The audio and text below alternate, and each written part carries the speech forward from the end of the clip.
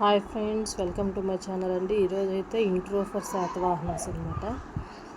మనం శాతవాహన రూలర్ కన్నా ముందు చెప్పాలంటే, ఎప్పుడైతే మౌర్య డైనాసిటీ అనేది డిక్లైన్ అయిందో అదే కాంటెంపరీగా మన డెక్కన్ ప్లేస్ ఉంటుంది కదా ఇండియాలో, అంటే from Gujarat to middle of Andhra Pradesh, at last కాకుండా ఆంధ్రప్రదేశ్ దగ్గర కొన్ని ప్లేసెస్ వరకు మనకి డెక్కన్ ఉంటుంది.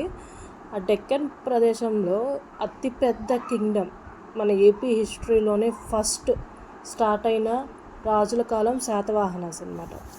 ఈ శాతవాహన రూలర్స్ దగ్గర 30 మెంబర్స్ ఉంటారు. వీళ్ళు ఫస్ట్ వాళ్ళ యొక్క స్థావరం అనేది కృష్ణా గోదావరి డోయబ్, అంటే కృష్ణా గోదావరి నదుల సమూహం ఎక్కడైతే ఉందో అక్కడ స్టార్ట్ చేశారు.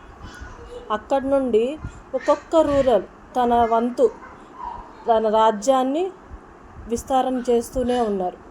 వీటిలో చాలా ప్రముఖులైన వాళ్ళు చాలామంది ఉన్నారు.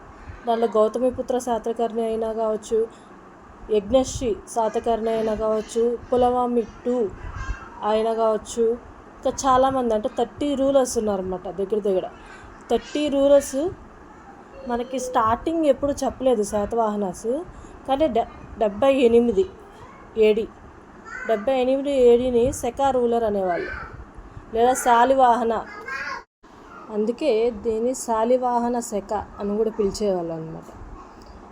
ఈ డెక్కన్ తర్వాత దాని కింద టోటల్ సౌత్లో 3 కింగ్డమ్స్ అనేటివి చాలా వరకు అవి వీటితో పాటు కాంటెంపరీగా ఏమంటే అవి కేరళ సైడ్ చేరార్ కింగ్డమ్, కానీ మన తమిళనాడు కాడ చోళ, అండ్ ఆంధ్రాలో కొన్ని ప్లేసెస్లో పాండ్యాస్.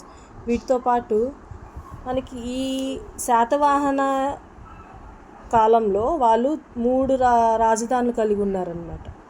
వాటిలో ఒకటి ప్రతిష్టానపుర లేదా పార్థిబ, అది మహారాష్ట్రలో ఉంది. సెకండ్ వచ్చి మన ఏపీలోని అమరావతిలో ధనకట్టక లేదా ధరణికోట, ఇది 2 రాజధానిగా వాళ్ళు ఏర్పరచుకున్నారు.